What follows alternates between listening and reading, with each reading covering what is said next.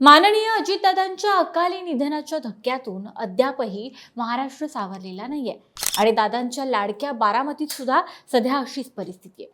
झेडपीच्या प्रचाराला बारामतीमध्ये येताना झालेल्या विमान अपघातामध्ये अजितदादांचं दुर्दैवी निधन झालं आणि तेव्हाच बारामतीकरांची मतदानासाठीची आणि राजकारणाविषयीची सुद्धा सगळी उत्सुकता संपली की काय अशा पद्धतीचं चित्र सध्या तिथे दिसून येत आहे। काल झालेल्या झेडपीच्या निवडणुकीमध्ये बारामतीत पुणे जिल्ह्यातील सर्वात कमी मतदानाची नोंद झाली आहे।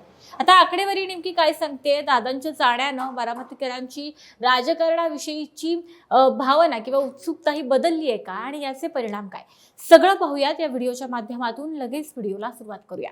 नमस्कार, मी गौरी आणि तुम्ही पाहत आहात प्राईम टाइम महाराष्ट्र। सुरुवातीला एक महत्त्वाची आठवण, तुम्ही जर अजूनही आमचं चॅनल सबस्क्राईब केलं नसेल तर ते जरूर करा।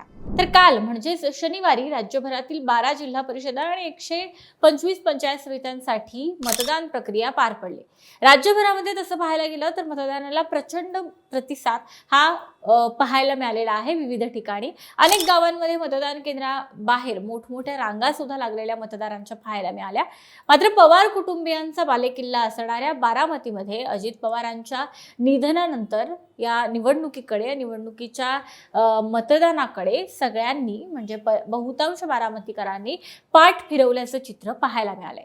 खरं तर राज्यभरामध्ये काल जिल्हा परिषद आणि पंचायत समित्यांसाठी झालेल्या मतदानाचा जर सरासरी आकडा आपण काढायचा झाला तर तो 70% आसपास आहे। पण पुणे जिल्ह्याचा फक्त विचार करायचा झाला तर सर्वात कमी मतदान हे पवारांच्या बारामतीमध्येच झालेलं आहे। त्यामुळे राजकीय वर्तुळामध्ये अजितदादांच्या निधनानंतर बारामतीकरांनी मतदान करणं टाळल्याची चर्चा आता सुरू झाली आहे।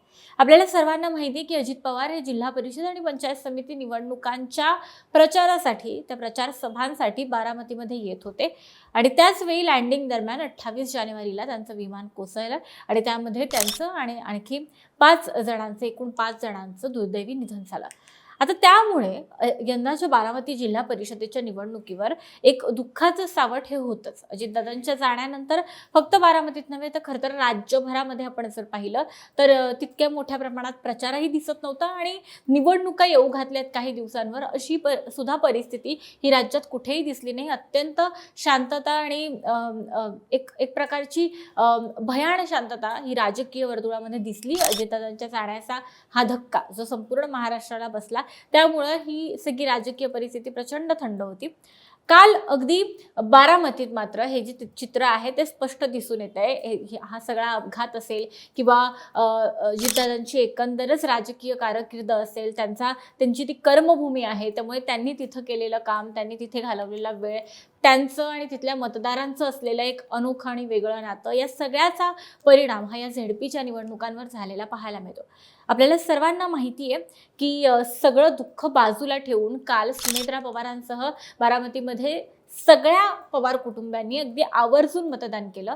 त्यांचं हे जे काही दुःख होतं अजितदादांच्या जाण्यानंतरचं ते त्यांनी मतदानाच्या मध्ये किंवा राजकीय एकंदरच गोष्टींमध्ये येऊ न देण्याचा पूर्णतः प्रयत्न केला। पवार कुटुंबियांनी आवर्जून मतदान केलं, पण इथल्या सामान्य नागरिकांनी मात्र मतदानाकडे पाठ फिरवल्याचं स्पष्टपणे दिसून आलं।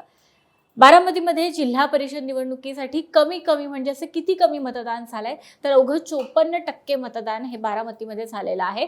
तर पुणे जिल्ह्याचं सरासरी मतदान जर काढायचं झालं तर ते 69% झालंय। मग तुलनेनं पुणे जिल्ह्याचा जर आपण विचार केला तर सगळ्यात कमी मतदान हे बारामतीमध्ये आणि सर्वाधिक मतदान हे पुण्यातील वेल्हे या ठिकाणी झालंय, ते 79% इतकं झालेलं आहे। आपल्याला सर्वांना माहिती आहे की सुनेत्रा पवार यांनी अजितदादांची राजकीय आणि वैचारिक जी काही पुढची वाटचाल आहे ती आपल्या खांद्यावर, ती जबाबदारी आपल्या खांद्यावर घेतलेली असताना आत्ताच ही लागलेली पहिली निवडणूक अवघ्या काही दिवसांनी आणि त्यामुळे अद्यापही हे जे वातावरण आहे ते निवडलेलं नसल्यानं त्याचा मतदानावर थेट परिणाम दिसतो। आता पुणे जिल्ह्यामध्ये कुठे किती मतदान झालं ते एकदा आपण ग्राफिक्सच्या माध्यमातून चटकन पाहूया।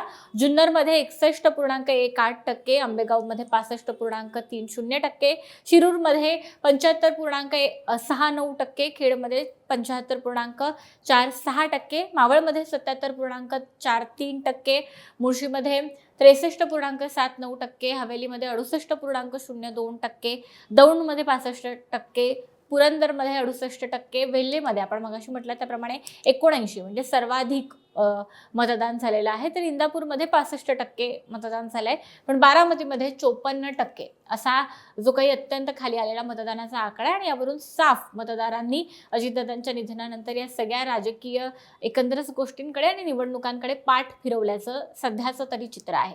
झेडपीच्या निवडणुकीमध्ये दिसलेला हा मतदानाविषयीचा निरुत्साह अगदी स्पष्टपणे दर्शवतो की दादांच्या जाण्याचं दुःख हे बारामतीकरांना अजूनही विसरता येत नाहीये. पण याविषयी आता तुम्हाला काय वाटतं? बारामतीमध्ये मतदान कमी झाल्याची आणखी काही कारणं या व्यतिरिक्त असू शकतात का? तुमची मतं या संदर्भातली काय आहेत? तुमचं निरीक्षण काय आहे? ते सगळं आम्हाला आमच्या कमेंट बॉक्समध्ये निश्चित सांगा.